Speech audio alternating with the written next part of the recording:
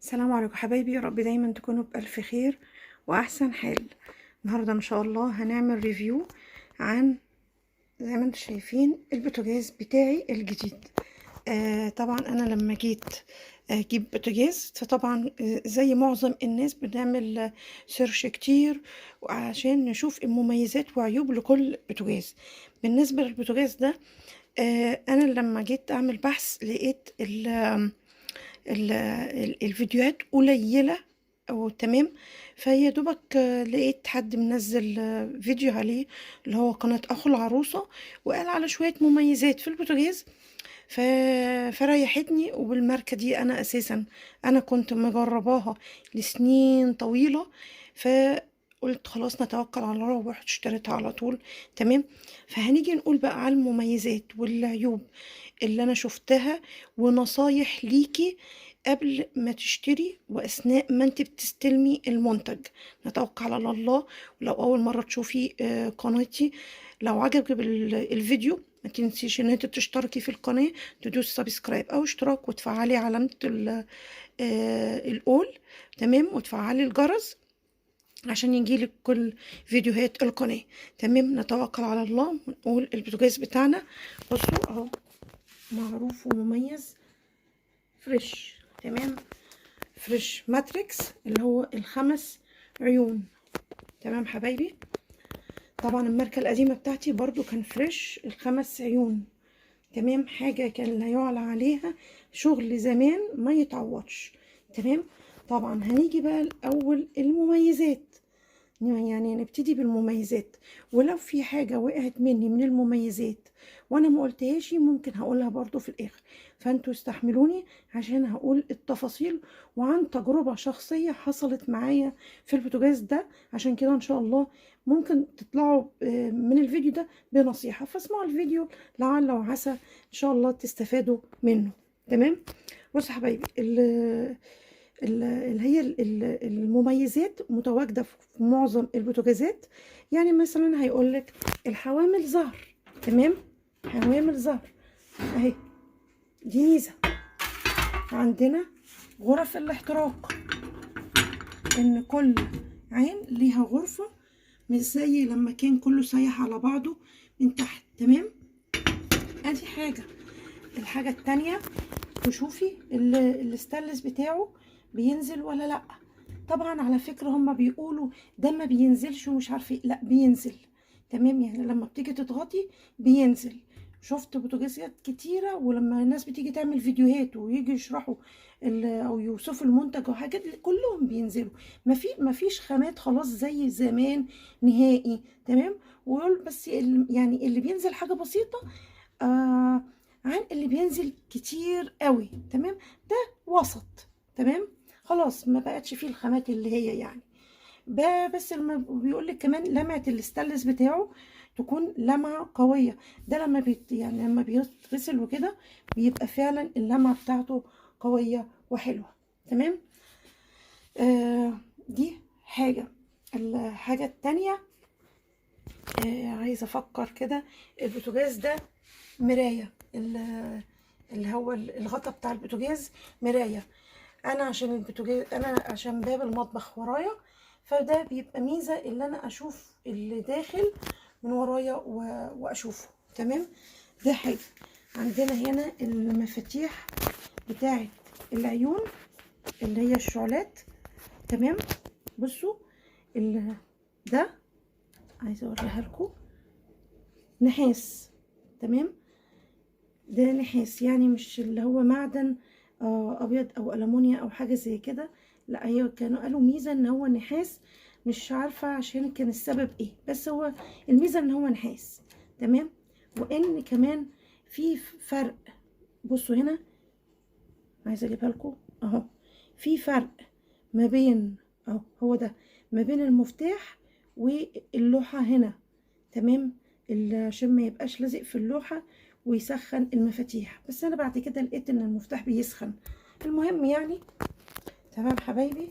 عندنا برضو البوتاجاز، الفرن بتاعه واسع. تمام. ثواني كده هنوره لكم.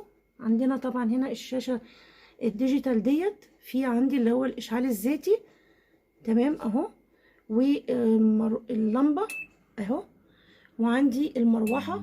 هو في مروحه داخليه فقط، وعندي اللي هو التايمر بقى ديجيتال، ان احنا بنزود وبننقص فيه، تمام اهو. وادي المروحه زي ما انتم شايفينها جوه، هو مروحه تبريد فقط، مروحه واحده، تمام. هقفلها، قفلتها، واللمبه هنا. بصوا حبايبي، عندنا هنا الحوامل ديت بتتفك، وفي رف تاني صاج هنا، بالاضافه ان في 3 شوايات. في الشوايه اللي هي بتلف الحلزونيه دي، يعني هي داير ما يدور، هوريها لكم دلوقتي. وفي رف زي ده، في 2 شوايه، واحده بتتحط هنا والتانية بتتحط هنا، بس انا عشان ما بستخدموش انا شايلاه. يعني في رف يتركب زي الرف دوت الشبكه ده، في شوايتين اللي هو الشوايات العاديه، واحده بتتحط هنا ماشي، وواحده بتتحط هنا ماشي، بالاضافه للشوايه اللي انا هوريها لكم دلوقتي. وادي الشوايه دي اهي، انا ما استخدمتهاش برضو، تمام. اللي هي الشوايه دي بتتركب، تمام. والفرخه بقى والحاجه اللي بتتحط فيها بتقعد تلف بالطريقه دي 360 درجه، فيعتبر 3 شوايات. هكمل. طبعا الفرن هنا اللي انا اخترته عشان انا بحب الفرن الواسع، فاخترت الموديل دوت، تمام. وطبعا الفرن واسع، في عندنا ان هو عازل، اللي هو الجناب فيه عزل 7 طبقات، تمام. وبالرغم ان هو فيه مروحه تبريد واحده، فقالوا ان لما مش محتاجين نبقى فيه مروحه تانية، تمام. بما ان هو هنا قوه العزل قويه 7 طبقات في الجناب هنا. وبرده بالاضافه ان فرن واسع، ساعات اللي بيكون العزل بيقلل الفرن، مساحه الفرن، تمام. فعشان كده انا اخترت الموديل ده. وعندنا هنا الباب بتاع الفرن، بنضغط من هنا وبنشيل الحته دي. طبعا انا ما جربتهاش لسه، لان البوتاجاز بالنسبه لي استخدام 3 شهور، تمام.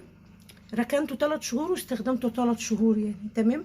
فانا لسه يعني، فهو كان سهل ان القطعه دي بتتشال، وبنشيل البنوره بنغسلها وتيجي تتركب تاني، فسهل جدا، تمام. الباب هيدروليك، تمام. يعني بصوا اهو، وبيقفل، ومفيش النظام اللي هو بيترزع اهو، هيدروليك. عندي هنا غرفه تسخين تحت الحته ديت، انا برضو ما بستخدمهاش. شوف بصوا، هتبقى على التراب. ده الدرج ده درج تسخين، تمام. مش عارفه ايه تاني. بالاضافه ان الشكل اللي هو بتاع البوتاجاز اللي خلاني برضو ان انا اجيب الموديل ده، ان الموديل ده بصوا الشكل من فوق مدي كاب اللي هو البلت ان، تمام. فيمكن ده انا اخترته، تمام. وعندنا هنا الظهر كله ماشي مع بعضه، يعني مفيش فراغ. وبعد كده يعني الظهر بصوا كله ماشي مع بعضه، يعني لو بننقل حله هنلاقي سطح الحله ماشي كده اهو، مفيش بقى تعريجه او اي حاجه، تمام. في حاجه تانية، عندنا هنا الفتحات بتاعه البوتاجاز عشان نشوف قوه الفرن، يعني قوه حراره الفرن، الحاجه بتستوي فيه او ما بتستويش او كده. لما يكون في الفتحات ديت بطول البوتاجاز يعني بنسبه كبيره، يعني ده واخد بنسبه، يعني البوتاجاز ده 90 سم، وادي حوالي 65 سم، يعني سايب من هنا 10 سم، ومن الجنب ده 10 سم اللي مفيهوش، انما كل ده فتحات تهويه، فده بيدخل الاكسجين للفرن، فبيساعد اللي هو الشعلات ان هي تزيد، ويعني عمليه الاشتعال بتبقى كويسه في الفرن. بالاضافه ان البوتاجاز ده خلفي، بس انا للاسف مش هعرف اوريه لكم. في 2 مخرج، يعني مخرج لأنبوبة ومخرج للمواسير الغاز. تمام، يعني بدل ما تفكوا وتركبوا توصيلة عشان حد يركب الأنبوبة، أو بعد كده تفكوها وتركبوا التوصيلة التانية عشان توصيلة الغاز، لا، في مخرج يمين ومخرج شمال، مخرج للأنبوبة ومخرج للغاز. عندي هنا، بس للأسف برضو مش هتعرفوا تشوفوها لأن أنا يعني الجناب بتاعة البوتاجاز من هنا استانلس. تمام، ودي برضو حاجة انا يعني ميزة برضو ان انا اخترت البوتاجاز يكون بالشكل ده، اللي هو من انا مش هتعرفوا تشوفوه بس هو استانلس. انا لسه يعني فكه بالعافية اللي هو اللزق اللي بيبقى عليه. تمام حبايبي، طبعا اهم حاجة ان احنا بنشوفها برضو ان البوتاجاز ده واخد اللي هو درجة الجودة اللي هي ايه. تمام، فبنراعي برضو نشوف الحاجات دي.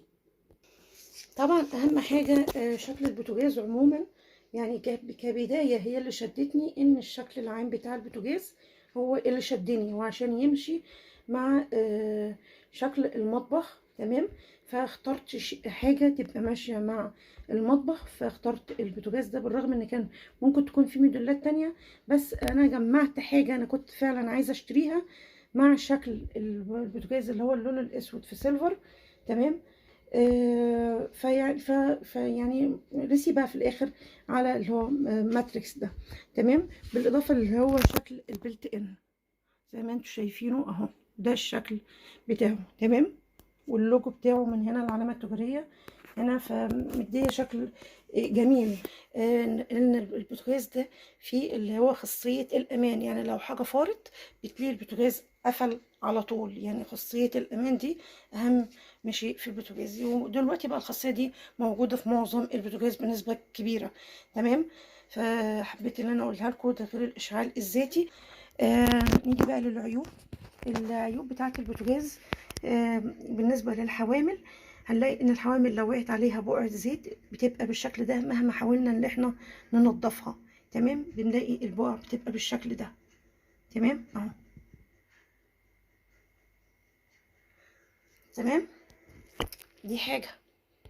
الحاجة التانية، بالرغم ان شكل البوتاجاز عاجبني وكلام من ده، بس بصوا هتلاقوا التنايات دي، فالتنايات دي مع التنظيف لازم يعني ايه ادعك من هنا كويس ومن هنا كويس. عارف التنايات دي مش ظريفه في ساعه التنظيف وكده يعني.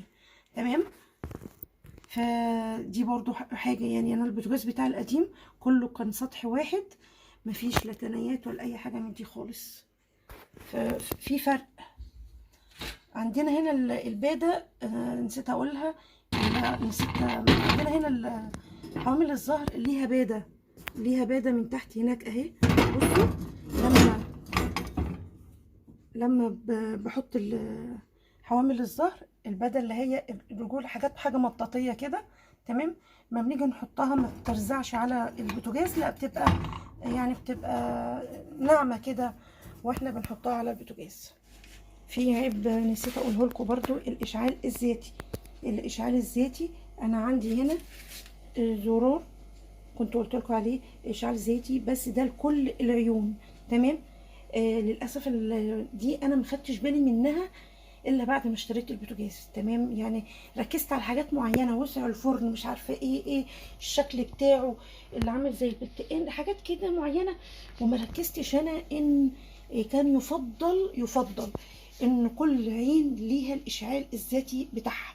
تمام، طبعا انا لما كنت في معرض فريش وبكلمه ان ما يعني كل بوتاجاز فيه ميزه مش موجوده في البوتاجاز التاني وكده، قال لي ما فيش بوتاجاز فيه كل المميزات.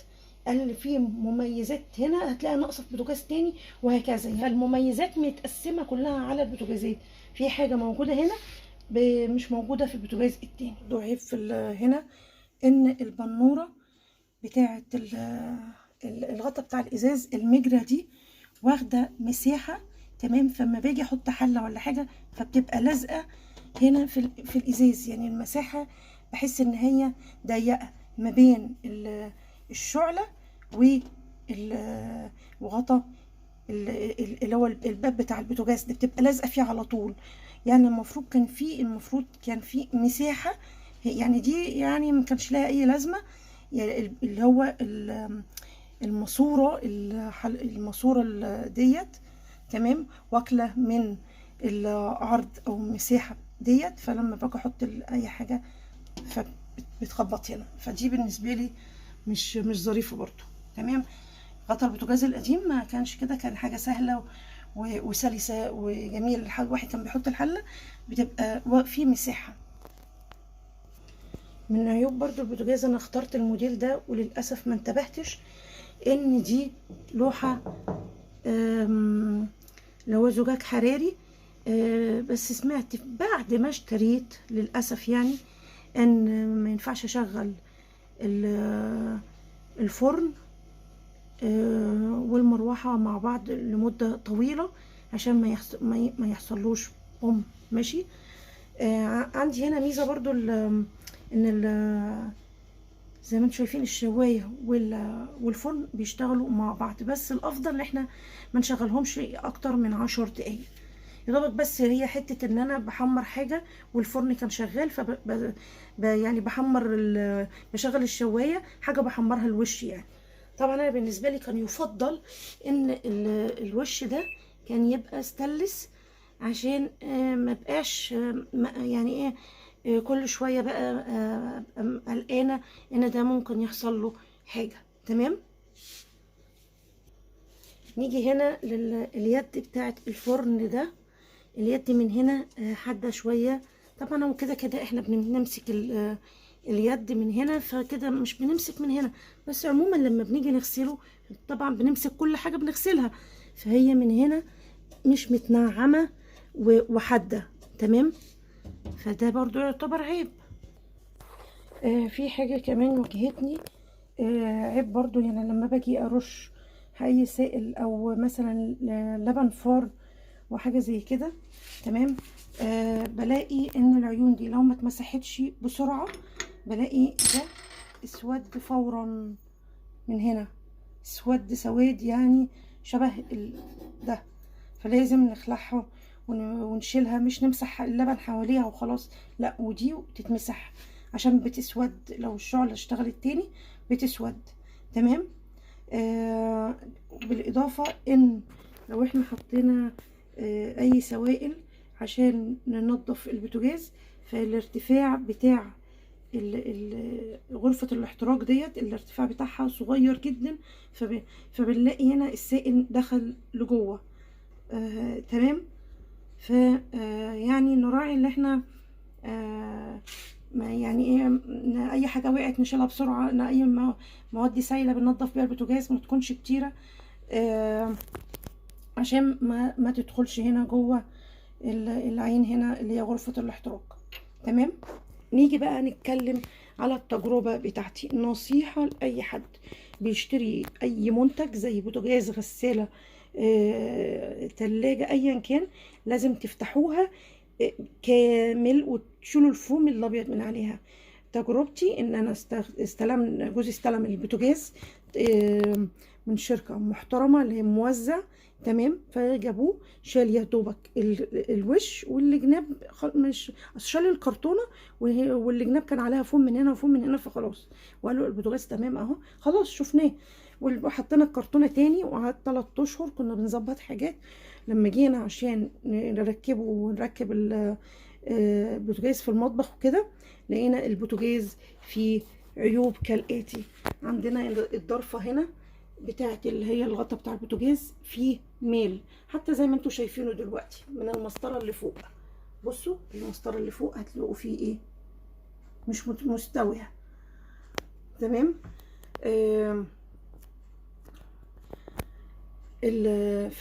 بس هي كانت معوجة ناحية اليمين ديت للآخر، يعني في انعواج واضح. بالإضافة لقى ورا من هنا مش هعرف اوريها لكم. بصوا من الجنب ده المخرج اللي بيدخل فيه بتاع الخرطوم بتاع الغاز، وفي مخرج هنا خرطوم الانبوبه. تمام. في من ورا زي افيزات عريضه، حاجه عامله كده، ففي واحده واخده الشكل ده، وفي واحده يعني ايه متطبقه، فالاتنين مش شكل بعض. فقلنا لا البوتاجاز ده في حاجه. بالاضافه لقينا الجناب اللي هنا، الجنب اللي هنا مش كله ماشي يعني ايه متساوي كده، ميه مره واحده كده اهو، مفيش فرق.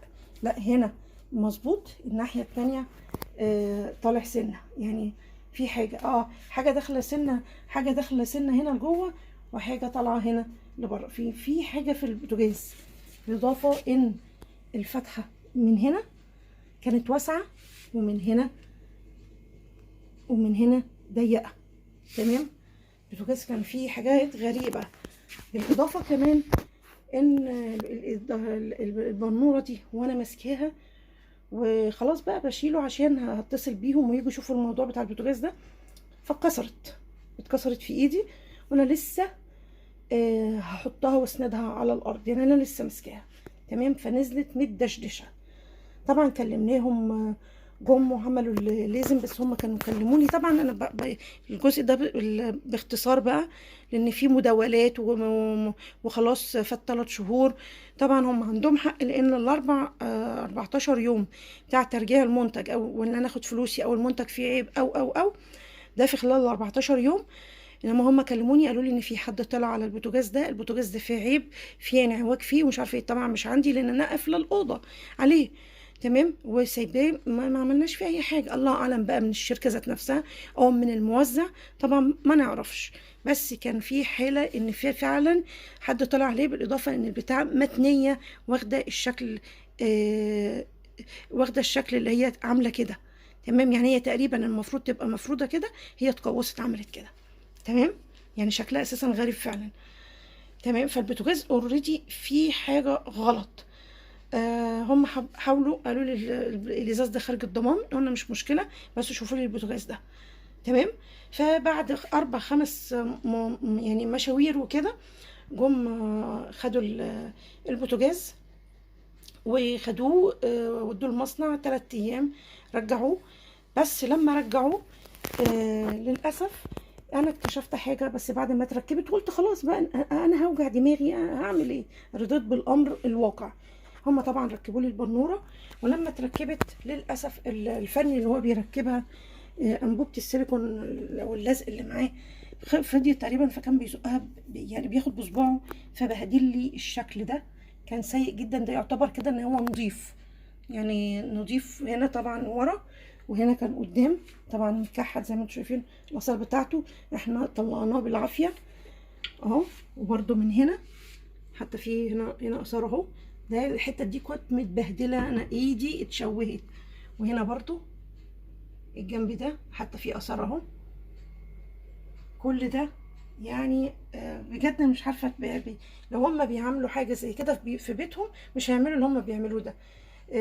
يعني حتى بلون اسود كمان، يعني مش هقول لون شفاف، يعني ممكن الواحد يكبر، انما لون اسود والغطا كله متبهدل. تمام. يعني حاولت بقدر الامكان. لما جيت بقى اشوف برضو العيب ده، انا شفته وقلت له عليه، فهو حب يعمل حاجه في البوتاجاز، الرجل يظبط لي الرجل، على اساس ان ايه في حاجه في البوتاجاز كده. برضو حاسه ان البوتاجاز هو كواجهه كده مفيش حاجه مايله فيه. يعني لما اعمل مثلا هوريكم حاجه. بصوا انا كبيت شويه ميه. تمام. شوفوا الميه رايحه فين.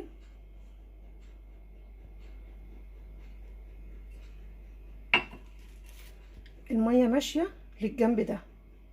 تمام. في ميل في الجنب ده. رشيت اي سوائل على البوتاجاز بلاقي كله بيتجمع هنا. تمام. بالرغم ان الميل الاولاني كان في الجنب ده. تمام. يعني كانت كل المشكله كانت في الجنب ده.